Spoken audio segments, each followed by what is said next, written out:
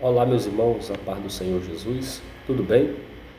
Aqui quem vos fala é o seu irmão, amigo em Cristo, Diácono Douglas Portela.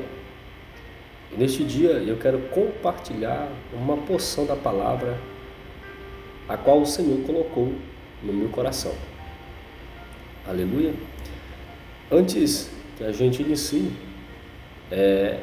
peço a você que não é inscrito e vá assistir o vídeo, que se inscreva no canal para receber vídeos e notificações, tá bom? E depois de se inscrever, dê o seu joinha, compartilhe, ative o sininho, tá bom? E dê as suas sugestões para nos ajudar a melhorar ainda mais. E você que já é inscrito, compartilhe os vídeos, dê um joinha lá, ative o sininho, tá bom? E compartilhe com os seus amigos, irmãos mais chegados, tá bom? Glória a Deus. A palavra a qual o Senhor colocara no meu coração, está escrita no Evangelho segundo escreveu Mateus, capítulo 14, o versículo a partir do 22. E eu coloquei um tema nessa breve reflexão, rapidinho para nós. Reconhecendo Jesus em meio à tempestade. Reconhecendo Jesus em meio à tempestade. Será que é possível? Vamos ver se é possível? Fica até o final, assiste o vídeo todo e vamos ver se é possível reconhecer Jesus quando tudo vai mal, quando nada está bem. Vamos ver? Meus queridos, nós vemos aí essa passagem maravilhosa, né? Vemos aí o que Deus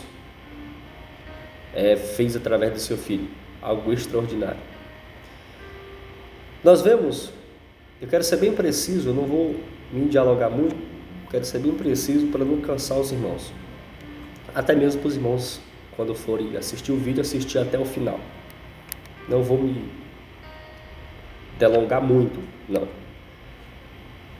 Mas nós vemos Jesus, depois de um grande sermão, uma grande palavra. Isso aconteceu logo depois de Jesus ter saciado a fome de mais de 5.000 pessoas, apenas com 5 pães e 3 peixinhos. É claro que ele deu graça a Deus, levantou acima, e com isso Deus multiplicou, e daqueles 5 pães e 2 peixinhos sobejaram ainda 12 cestos, cada discípulo de Jesus segurando um cesto na mão, cheios de pães e peixes. Então foi milagre à beça. Jesus tinha pregado o dia todo naquele dia todo. Tão fato isso que a multidão estava tão ali estupefata ouvindo o mestre que esqueceu até de se alimentar. Mas graças a Deus que se alimentaram do principal, né? Que a Bíblia diz que o principal não é o corpo, é a alma. E eles alimentaram a sua alma, o seu espírito, foram saciados, mas o seu corpo também precisava de um alimento. E a palavra de Deus estava tão boa de se receber, de se alimentar naquele dia, que eles esqueceram até de alimentar o corpo físico. Mas a recompensa veio logo depois, Deus fazendo a multiplicação e eles se alimentando ali. Aleluia! E depois deste grande sermão, Jesus está cansado, porque também ele era homem, ele era 100% homem, também 100% Deus. E ele pega os seus discípulos, a Bíblia vai falar, que ele chama os seus discípulos, seus 12 apóstolos, e dizem que eles passem a margem do rio, ou atravessem aquele rio, e vão para outra margem aguardar ele, que logo após ele iria atrás. E a Bíblia vai dizer que ele fica despedindo a multidão. Jesus começa a se despedir da multidão, né? Ali os discípulos entram na embarcação e começam a atravessar, obedecendo assim a ordem do mestre. Porque se Jesus mandou, nós temos que obedecer. Jesus manda, nós obedecemos. Diz um ditado que manda quem pode e obedece quem tem juízo. E eles atravessam. E a Bíblia vai dizer que depois que Jesus despede a multidão, Jesus sobe no monte para orar, e ele fica ali à parte só. Uma coisa interessante, meus queridos irmãos, eu vou trazer para nós aqui. Ouça bem isso, uma coisa interessante. Era um dos segredos do ministério de Jesus. Irmão, ele era Deus, sim, ele era Deus, mas ele fez isso para demonstração para nós, para que nós possamos tomar também como exemplo. Hoje, quando-se um pregador, quando-se um cantor termina de pregar, termina de adorar, louvar a Deus, cantar, geralmente quando se encerra um culto, quando se encerra um congresso, quando se encerra uma festa, logo após ao término do culto, da festa, a tendência é o cantor, o pregador, o pastor, o irmão, a irmã, depois daquele culto abençoado que Jesus falou, Jesus salvou, libertou, transformou, batizou com o Espírito Santo, curou, a gente terminar o culto e fazer o quê? E comemorar. Que forma a gente comemora? A maioria, como eu sou de Itaituba aqui, a maioria vai para uma sorveteria, outros vão para um restaurante, outros vão para a churrascaria, outros vão para a orla, outros vão, vamos se dizer assim, comemorar, fazer uma espécie de comemoração, se assim devo chamar. Mas Jesus era diferente, irmãos. Esse era um dos segredos do seu ministério. Sempre depois de um grande sermão, de uma grande palavra, de uma grande cura, de uma grande libertação, de uma ressurreição, sabe o que Jesus ia fazer? Não comemorava. Ele não ia para o melhor restaurante de Jerusalém, de Nazaré, de Cafarnaum, da Galileia. Não. Sabe para onde ele ia? Sabe para onde ele ia? Ele ia orar, buscar mais a Deus. E depois deste grande sermão que ele prega, olha o que Jesus fez. Jesus pregou um grande sermão. E Jesus alimentou o homem ali, a mulher, fisicamente, ou primeiramente espiritualmente, depois fisicamente. Meus irmãos, Jesus pegou 5 pães e 2 peixes. E ele saciou a fome de várias pessoas, de milhares de pessoas só. Que tamanho é este? E olha que ele não fez isso só uma vez, ele fez isso 2 vezes. Ele podia muito bem comemorar com seus discípulos. Vamos comemorar, vamos tomar um banho na praia, vamos, comer peixe assado na beira da praia, que ele gostava de fazer sempre isso, comer um peixe assado, e aquele pão.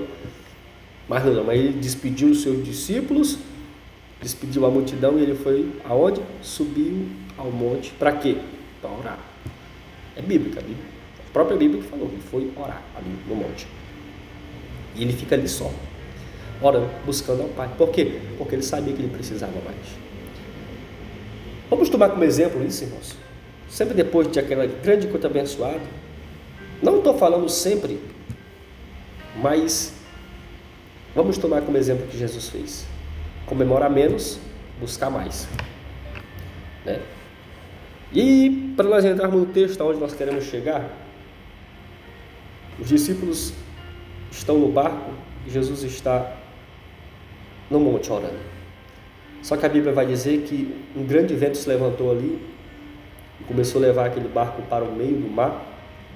Uma grande tempestade surgiu, as ondas já estavam cobrindo o barco, o barco estava sendo açoitado pelas ondas, o vento era contrário, relâmpagos, trovões, as ondas submergindo já aquela embarcação, e os seus discípulos atônitos com medo, porque eles pressentiram que algo de ruim aconteceria. Mas os irmãos são sabedores que pelo menos a metade ali dos discípulos de Jesus, dos apóstolos, eles eram peritos na área da navegação, como Pedro, como Tiago, como André, os filhos de Zebedeu. E eu tenho certeza que o que eles puderam fazer, o que eles sabiam, entendiam, tinham estudado, que eles tinham aprendido, tanto na teórica como na prática, eles executaram ali naquele momento, para que aquela embarcação não afundasse e todos ali perecessem, os 12 apóstolos. Mas teve uma hora que um olhou para o outro olhou para um e disse assim: é melhor nós se despedir um do outro, foi bom enquanto durou a nossa amizade, andarmos juntos, mas daqui para frente não tem mais jeito, não tem mais solução. Nós vamos afundar, vamos naufragar e vamos morrer, infelizmente. Aleluia. Glória a Deus. Mas é nesse momento que eles estão se indagando, talvez um outro, aqui eu faço essa conjecturação, é nesse momento que eles estão olhando um para o outro, dizendo que é o fim, que vai acabar, não tem mais jeito, eles vão afundar e vão morrer, vão emergir na água, que eles olham e de repente eles veem algo se movendo no meio daqueles trovões, no meio daqueles relâmpagos, no meio daqueles ventos, eles veem uma sombra. E de repente um deles olha e diz: olha, é um fantasma que está vindo ali. Bastava o vento, o mar, as ondas, agora aparece um fantasma. Naquele tempo, queridos, existia ali um mito naquela região, que apareciam, os pescadores falavam, diziam, né, isso é mito, que apareciam fantasmas ali, né, aparições. É por isso que a Bíblia faz questão de dizer que era um fantasma, e aí nada que está escrito na Bíblia é por acaso, irmãos.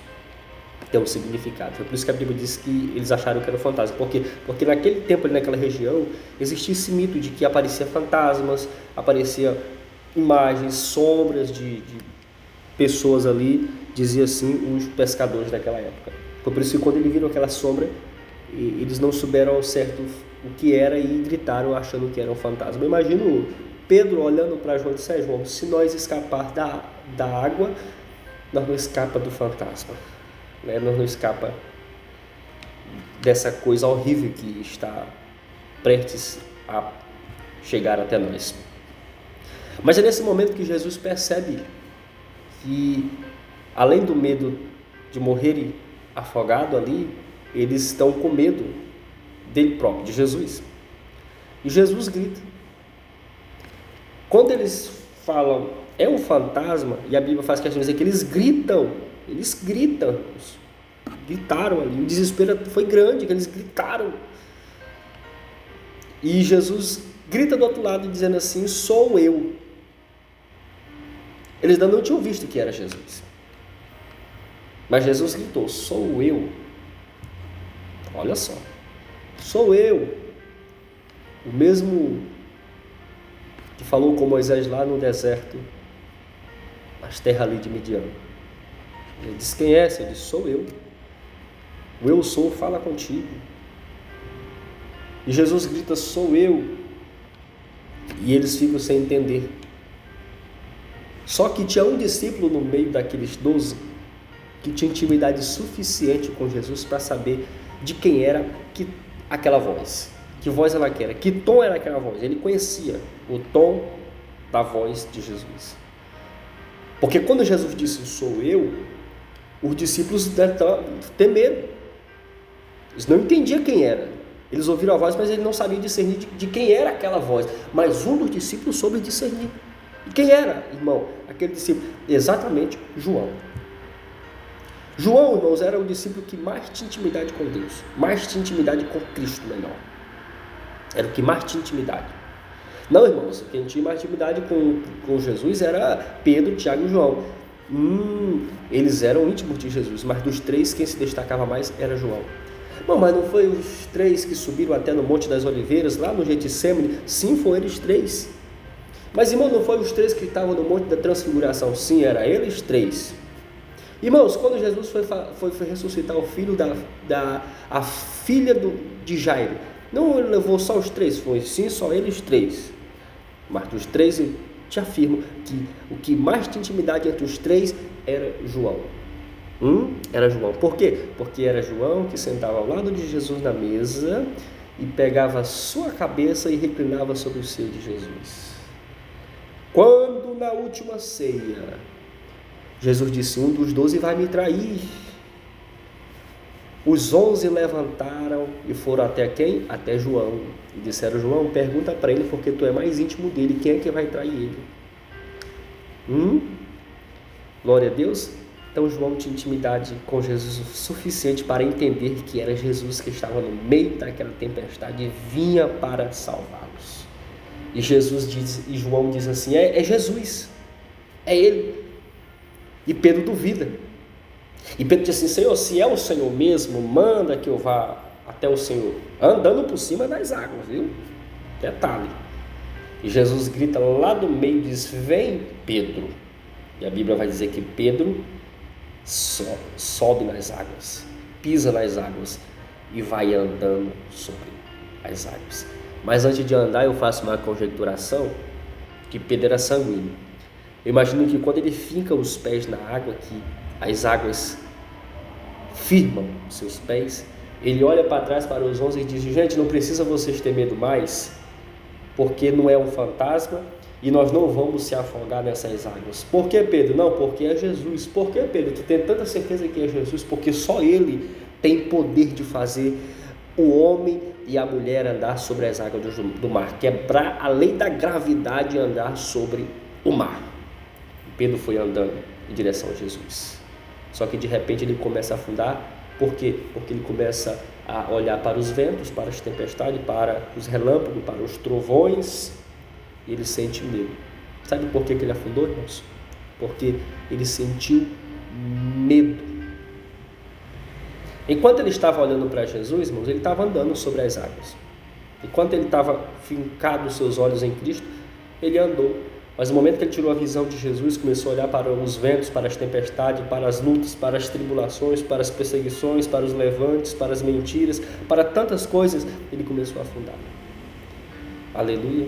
Ele começou a afundar, e quando ele começou a afundar, ele clamou por Jesus. A Bíblia diz que ele clamou. E Jesus veio em direção a ele, e quando ele estava achando que ia morrer, Jesus pega ele pela mão direita e levanta ele, e retorna, volta ao barco, à embarcação, andando por cima das águas, e coloca ele a salvo. Resumindo, para nós encerrar. Resumindo, é difícil nós reconhecer Jesus, irmãos. É difícil a gente ver Jesus quando tudo vai mal. É muito difícil. Não é difícil? É tão difícil a gente ver Jesus numa perda, numa doença, numa luta, numa prova. É difícil. Foi difícil para os próprios discípulos, irmãos. Eles não conseguiram ver Jesus ali no meio daquela tempestade. Eles não conseguiram reconhecer que Jesus estava com eles ali. Aleluia. Ao ponto deles achar que Jesus era um fantasma. Mas Jesus estava com eles. Aleluia. Jesus estava com eles ali. É difícil reconhecer, mas eu quero te dizer uma coisa nesta hora. O mesmo Deus que está contigo na bênção, nas vitórias, o mesmo Deus que é contigo na bonança, Ele também é contigo na escassez, na prova, na luta. O mesmo Deus que está contigo lá no monte, lá em cima, nas alturas, é o mesmo Deus que está contigo nos vales. Então, é por isso que a Bíblia diz: quando passares pelo fogo, ele não te queimará, ele não arderá em ti. Quando passares pelas águas, elas não te afogarão. Aleluia! Deus está contigo, meu irmão. Em todo tempo, em todo lugar Ele está contigo.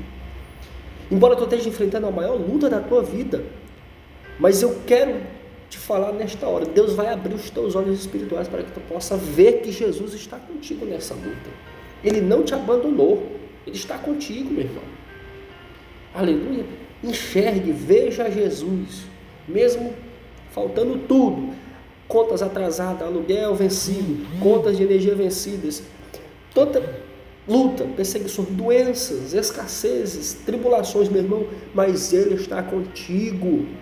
Ele não te abandonou e nem vai te abandonar. Crê nisso. Eu sei que é difícil ver, enxergar. Eu sei que é difícil entender isso, mas Ele está contigo.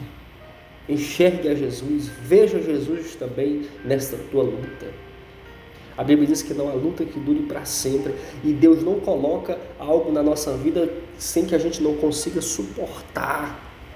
Ah, irmão, o fardo está pesado, mas suporte, porque irmão, não aguento mais, se não aguentasse já tinha morrido, se ainda está aí é porque Jesus está contigo, meu irmão. Deus está te sustentando. Amém? Aleluia? E os discípulos conseguiram se salvar ali. Jesus salvou os discípulos, eles não morreram. Acalmou a tempestade, acalmou os ventos e tudo se fez bonança. Outra coisa também eu quero dizer para nós encerrar, que sempre depois de uma grande tempestade, sempre depois de uma grande luta, de uma grande prova, sempre depois de um grande, entendeu? Uma grande tribulação, vem uma grande vitória. Tá? Glória a Deus. Quero te dizer isso. Tá bom? Então não se preocupe, porque a luta é grande. Dê glória a Deus, irmãos. Não, a luta você nem sabe que tamanho, a dimensão da luta. Não quero saber que tamanho é. Só quero te dizer que o Deus que você serve é maior.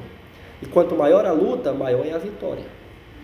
Irmão, estou passando uma lutinha aqui. A vitória vai ser pequena. Mas se a prova é grande, a luta é grande, a vitória vai ser maior. Ali se levantou uma grande tempestade. Aleluia, mas depois daquela grande tempestade veio uma grande bonança. É o que eu profetizo sobre a tua vida, uma grande bonança, uma grande paz, uma grande vitória de Deus na tua vida. Que Deus te abençoe. Deus abençoe tua família, a tua casa,